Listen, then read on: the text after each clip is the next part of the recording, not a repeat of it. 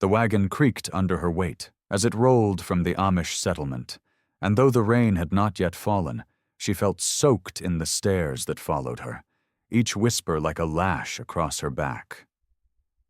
"Too heavy to marry," someone muttered, their words carrying in the still morning air, while another voice hissed, "Virgin at her age, no wonder."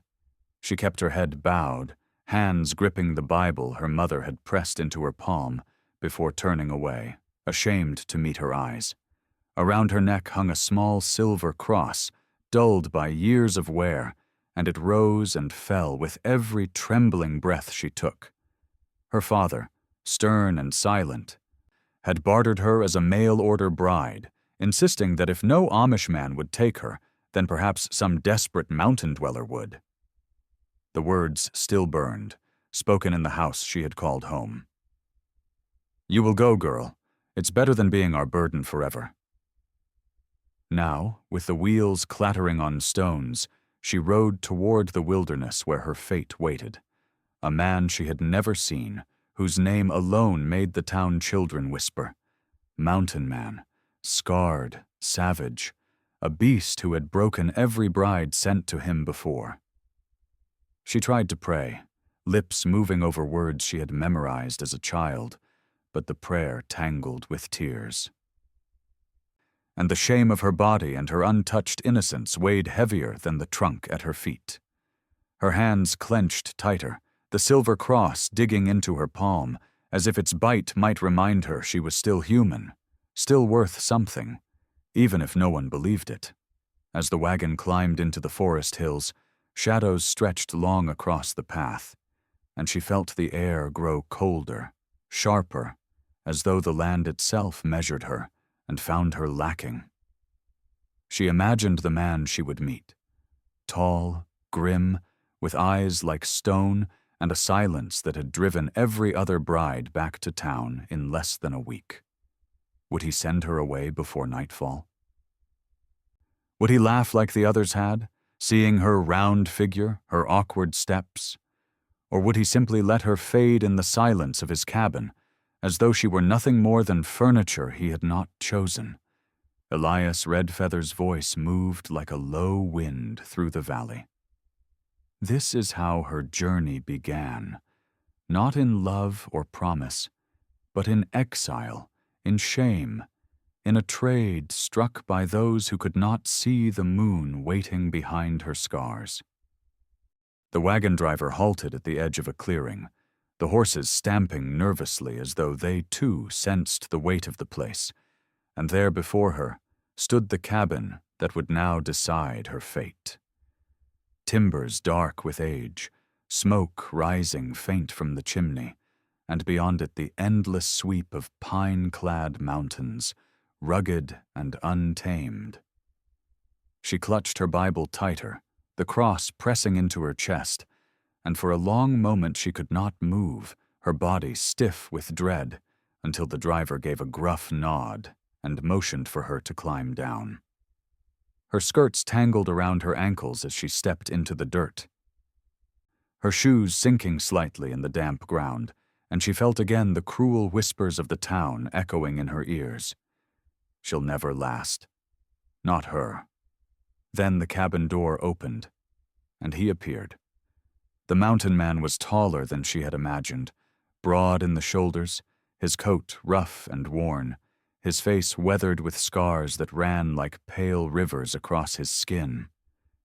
His eyes, gray as steel, narrowed as they settled on her, not with welcome, but with something closer to calculation, as though he were measuring whether she would break like all the others.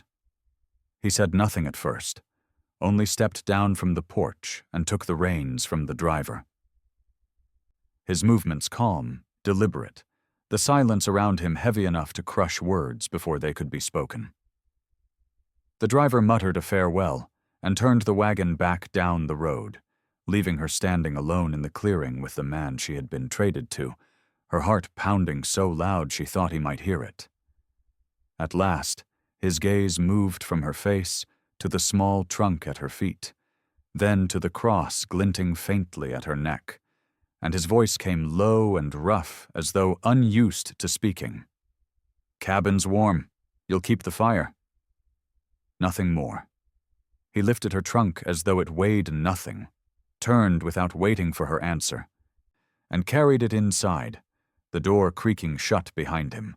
She stood frozen in the clearing, the chill biting at her through her dress, torn between running back down the road and following into the silence of that cabin. Elias Redfeather's voice lingered in the cold air. And so she faced the choice that had broken every woman before her, to step into his silence or to flee from it. She did not yet know that in crossing that threshold, she would become the only one who stayed. The first nights in the cabin pressed down on her like a weight, the silence so thick she could hear the crack of every log in the fire and the rasp of his breath when he returned from the woods at dusk, his boots heavy on the floorboards before he sat in his chair and said nothing. She kept her Bible close, her lips moving over prayers as she stirred the stew pot or mended her stockings by lamplight. And though he never asked her name, she caught him watching her once, his scarred face unreadable in the shifting glow. Each morning he rose before dawn, the sound of his axe splitting wood echoing through the valley, while she remained inside, sweeping the cabin, folding blankets, and trying to make herself useful in a place that seemed untouched by a woman's hand for years. He left her bundles of firewood by the hearth without a word, and once, when she struggled to reach a pot on a high shelf, she turned to find it set before her, his calloused hand retreating into silence before she could thank him. The loneliness gnawed at her, sharper than hunger, yet each small act planted a fragile seed that perhaps his silence was not cruelty, but a barrier he did not know how to lower. At night, lying on the cot he had given her, she clutched the silver cross at her throat and whispered to the darkness, "Lord, let me last. Let me not flee like the others." Outside, the wolves howled across the ridges, a reminder of the wilderness that hemmed her in.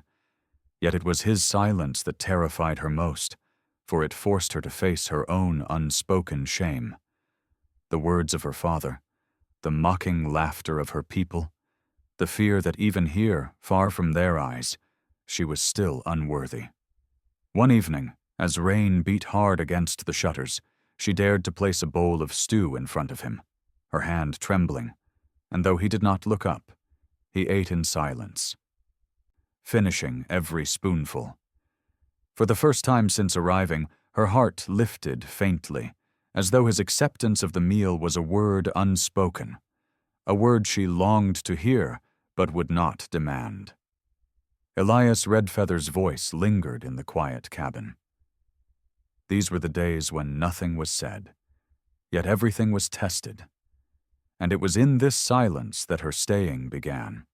The storm rolled in without warning, black clouds swallowing the sky and rain lashing against the cabin until the roof rattled. And when a terrified whinny split the night, she knew the animals were panicking in the barn. She rushed to the door, skirts heavy with fear, only to find him already there, lantern in one hand, his jaw set against the wind. Without a word, he pressed the lantern into her grip and strode into the storm, his coat flaring behind him like a shadow. And though the rain soaked her to the bone, she followed, stumbling after his broad frame until they reached the barn where the horses reared against their stalls. The lantern light danced over his scarred face as he fought to steady the animals, his rough voice cutting through the thunder, and when he barked for her to hold the gate, she obeyed without hesitation, her hands burning as she struggled against the strength of the panicked beasts.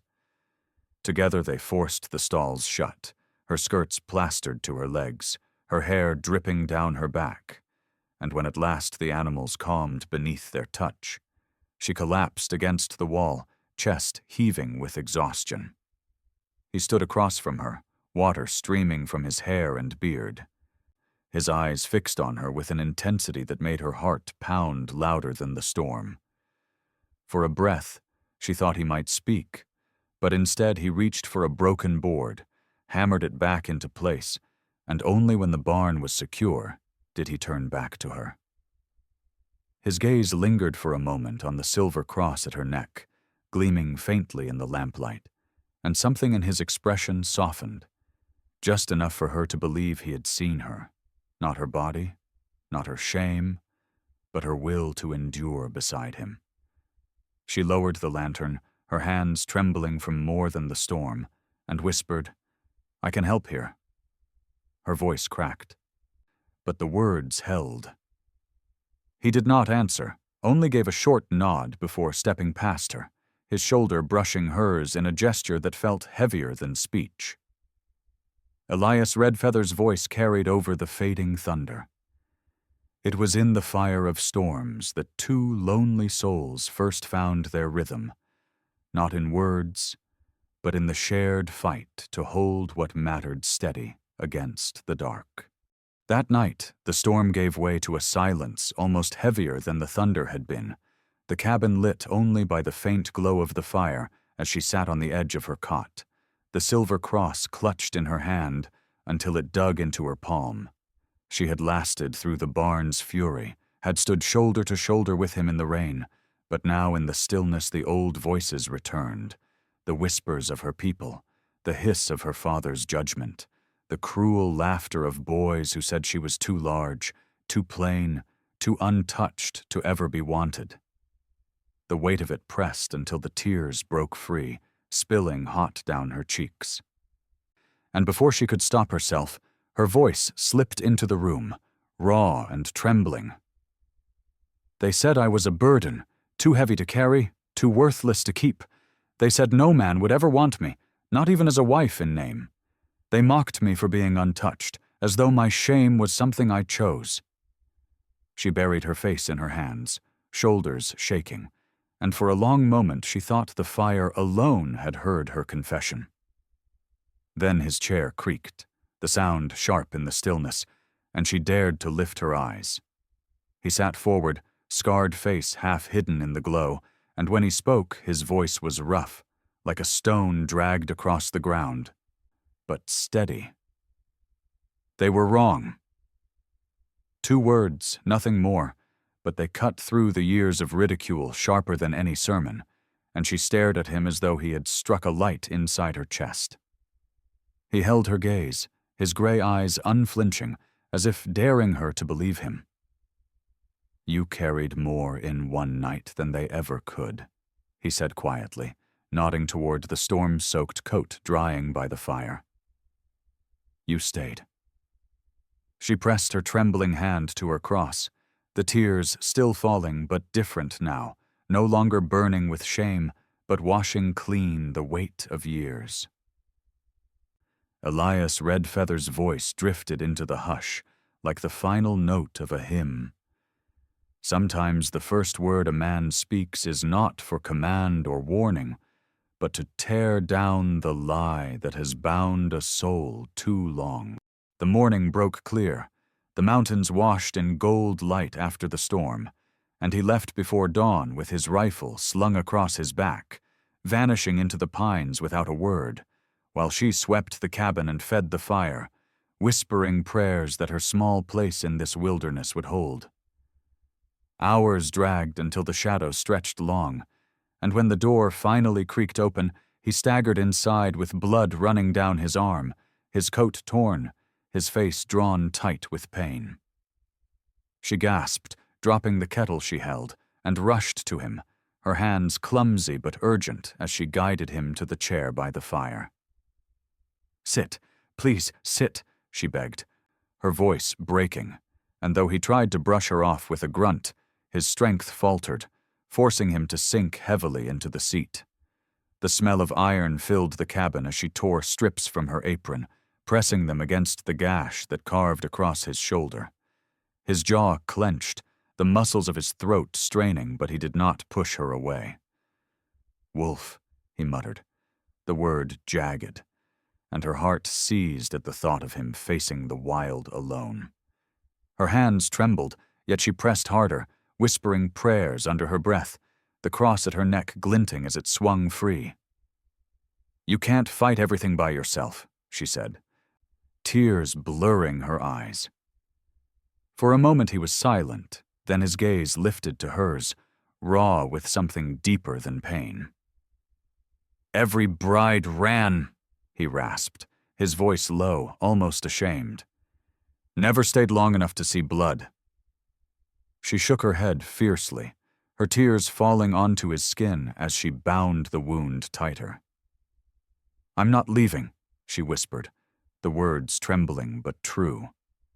His chest rose sharply, as if her vow had struck harder than the wolf's teeth, and though he said nothing more, his eyes did not leave her face as she worked, her hands steadying even as her heart thundered. Elias Redfeather's voice wove through the crackle of the fire like a binding thread. "It is in the tending of wounds, both flesh and spirit, that two lives begin to stitch themselves together, and it was here, with blood and tears mingled, that her staying became more than endurance. It became devotion." The fire burned low that night, its glow casting soft gold across the cabin walls, and though his arm was bound in her torn apron, he refused to let the silence reclaim them fully, his gray eyes fixed on the flames as though searching for words he had never needed before. She sat opposite him, mending the hem of her sleeve with clumsy stitches, her breath shallow with the weight of what lingered unspoken, until at last he cleared his throat, the sound rough, uncertain. "You pray every night," he said quietly, not as accusation but as observation. Her hands stilled, the needle trembling between her fingers, and she nodded faintly, eyes lowering to the cross at her neck. "It's all I ever had," she murmured. "When the others called me too heavy, when my father said I was a burden, when men laughed that I was still a virgin, prayer was the only voice that didn't leave me." She looked up then, expecting judgment, but instead found his scarred face softened by the fire's glow. "They called me cursed," he said, his voice low, each word pressed out as if dragged over stone. "Scarred, broken, too hard to keep. Women left because they feared the man the mountains made of me." She blinked, startled, then leaned closer, her heart twisting at the rawness in his tone. "And yet you stayed," he finished, the faintest trace of wonder breaking through the gravel of his voice. She let out a small, trembling laugh, wiping at her eyes. "And yet you ate every bowl of stew I placed before you." His lips curved, hesitant, as though the muscles had forgotten how, and the sight of it struck her harder than any storm, for it was the first time she had seen him smile. She laughed again, softer, the sound fragile but real, and he lowered his gaze, as though ashamed to let her see how much it moved him. Elias Redfeather's voice drifted like smoke into the still night. When two silences meet, they either swallow one another whole or break apart with laughter, and in that laughter lies the first fragile seed of love. For the first time since she had been sent into exile, the silence no longer felt like a cage. It felt like a fire warming them both. The storm clouds had long drifted east, leaving the night sharp and clear, the stars spilling across the heavens in silver rivers, and when he pushed open the cabin door, she followed hesitantly, wrapping his coat around her shoulders as the mountain air bit cold against her skin. He stood at the edge of the clearing, his broad frame outlined by starlight, his scarred face tilted upward, and for the first time she saw him not as a silent giant, but as a man humbled by the vastness above. "Do you see it?" he asked, his voice low, steady, the timbre of a man who rarely spoke, but whose words carried weight when he did. She lifted her gaze, and there it was. The moon, round and bright, glowing pale over the peaks, its light brushing the pines in silver. "I dreamt it," he said, his gray eyes fixed on the sky. Before any bride was sent, a woman who would not flee, a woman who would stay even when I gave her no reason, a woman I would call my white moon. Her breath caught, her heart hammering as the weight of his words settled over her like the glow of that very light. She thought of the years of being mocked for her size, for her virgin shame, for being called less than enough. And yet here was a man who had survived his own exile, his scars named curses. And he was naming her not for her weakness, but for her endurance, her light in his silence. Her throat tightened, tears pricking her eyes, and she whispered, "And you think that's me?" He turned then, meeting her gaze with a steadiness that made the world fall away. "You're the only one who hasn't run."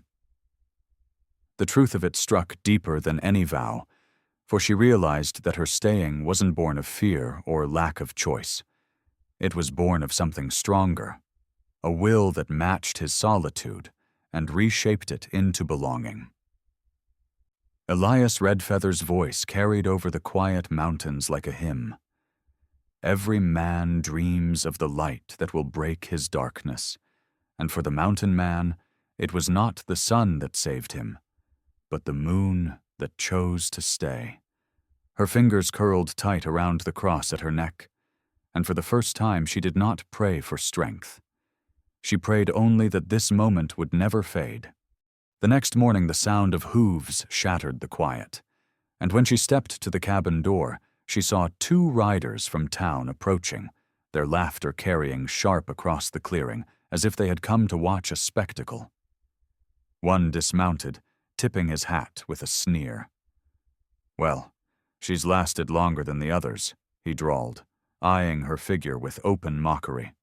"But you'll break soon enough, same as they did. Best come with us now, girl, before he drives you mad like the rest."